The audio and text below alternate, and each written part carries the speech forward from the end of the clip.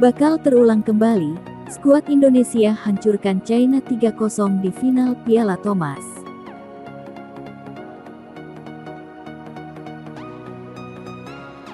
Kisah Jonathan Christie yang jadi penentu tim bulu tangkis Indonesia juara Piala Thomas 2020 menarik diulas.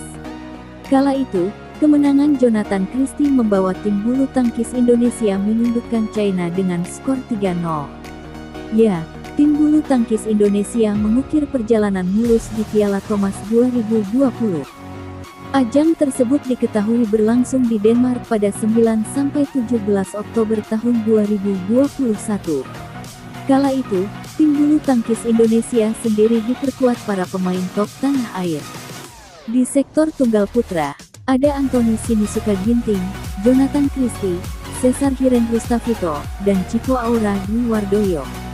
Tak kalah mentereng dari sektor tunggal, untuk nomor ganda, tim bulu tangkis Indonesia juga diperkuat para pemain top. Ada Marcus Fernaldi Gideon, Kevin Sanjaya Sukamuljo, Muhammad Ahsan, Hendra Setiawan, Muhammad Rian Ardianto, Fajar Alfian, Leo Roli Cernando, dan Daniel Martin. Tergabung di grup A, tim bulu tangkis Indonesia sukses menyapu bersih kemenangan sehingga keluar sebagai juara grup. Kala itu, Hendra Setiawan sukses membantai Aljazair 5-0, Thailand 3-2, dan Taiwan 3-2. Di babak perempat final, tim bulu tangkis Indonesia pun sukses menyingkirkan Malaysia usai menang dengan skor 3-0. Tren positif tim bulu tangkis Indonesia berlanjut ke babak semifinal kala melawan tuan rumah, Denmark. Mereka berhasil menang dengan skor 3-1. Pada partai puncak, tim bulu tangkis Indonesia pun dihadapkan dengan China. Tim negeri tirai bambu julukan China sendiri sukses melesat ke babak final usai mengalahkan Jepang dengan skor 3-1 di babak semifinal. Pada babak final, tim bulu tangkis Indonesia benar-benar tampil terengginas. Mereka sudah membuka laga dengan apik lewat aksi Anthony Sinisuka Ginting. Melawan Lo Guangzhou, Ginting menang usai bertarung rubber game dengan skor 18-21, 21-14, dan 21-16. Unggul 1-0, para pemain Indonesia tampak tampil makin percaya diri. Pada partai kedua yang mempertandingkan nomor ganda, kubu Indonesia diperkuat oleh Fajar Alfian, Muhammad Rian Ardianto.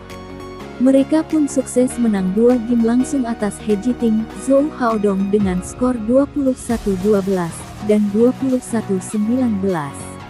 Alhasil, Indonesia unggul 2-0 atas China. Untuk memastikan gelar juara, tim bulu tangkis Indonesia tentunya hanya memerlukan satu kemenangan lagi. Penampilan Jonathan Christie di partai ketiga pun sontak dapat sorotan lebih. Pada laga itu, Jojo sapaan akrab Jonathan Christie dihadapkan dengan Li Sifeng. Duel sengit tersaji kala itu. Pada game pertama, Jonathan tampil percaya diri dan menang dengan mudah, dengan skor 21-14. Namun, performanya menurun di awal game kedua dan membuatnya kalah 18-21. Tak ayal, laga harus dilanjutkan ke game ketiga yang jadi penentuan. Di game itu, Jonathan mampu tampil gacor lagi sehingga menang dengan skor 21-14. Kemenangan Jonathan langsung disambut sukacita oleh para pemain Indonesia. Sebab, tim bulu tangkis Indonesia langsung membuka puasa gelar 19 tahun lamanya di Piala Thomas. Meski tampil heroik, Jonathan Christie ogah dipandang pahlawan kemenangan. Menurutnya, rekan-rekan dan tim yang terlibat di belakang layar juga cocok dibilang pahlawan karena mereka juga punya peran yang besar sepanjang turnamen. Saya tidak berpikir bahwa saya adalah pahlawan karena banyak pemain lain yang bisa disebut sebagai pahlawan juga. Selain itu, para pelatih, fisioterapis, dan dokter juga pantas disebut pahlawan, kata Jonathan, dikutip dari kanal YouTube Badminton Europe dalam wawancara pada 2021. Kami hanya mencoba yang terbaik di pertandingan ini.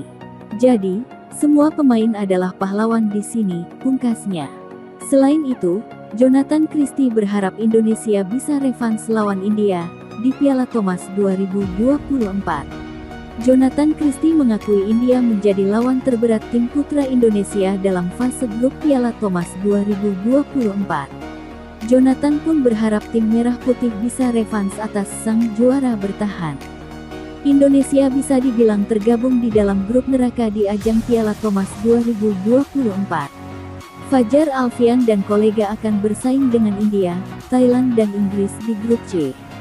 Pertandingan melawan India menjadi salah satu yang paling menarik karena merupakan laga ulangan final Piala Thomas 2022 lalu. Kala itu, Indonesia kalah dengan skor telak 0-3 sehingga membuat Srikan Kidambi DKK meraih gelar juara Piala Thomas untuk kali pertama dalam sejarah.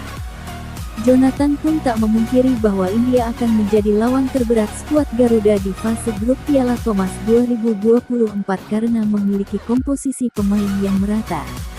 Meski begitu, dia berharap pasukan pelatnas Cipayung bisa melakukan revans atas mereka. Mungkin kita salah satu yang dapat grup berat karena ada Thailand, Inggris, India.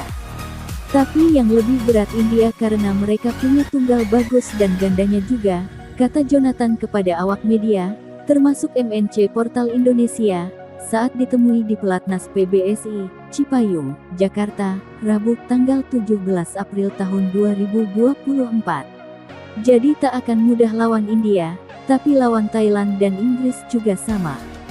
Ya kami akan berusaha semaksimal mungkin, syukur-syukur bisa revans dan melangkah ke babak berikutnya, tambahnya.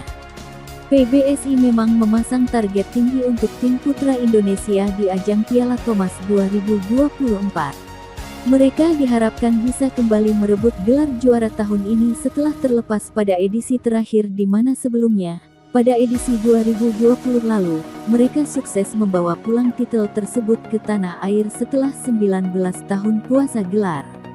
Sebagai informasi, Indonesia membawa 10 orang pemain putra ke ajang Piala Thomas 2024, yang terdiri dari 4 pemain tunggal dan 6 pemain ganda. Mereka adalah Fajar Alfian, Muhammad Rian Ardianto, Leo Rolicarnando, Daniel Martin, Bagas Maulana, Muhammad Sohibul Fikri, Anthony Sinisuka Ginting, Jonathan Christie, Chico Aura Dwi Wardoyo dan Alwi Farhan.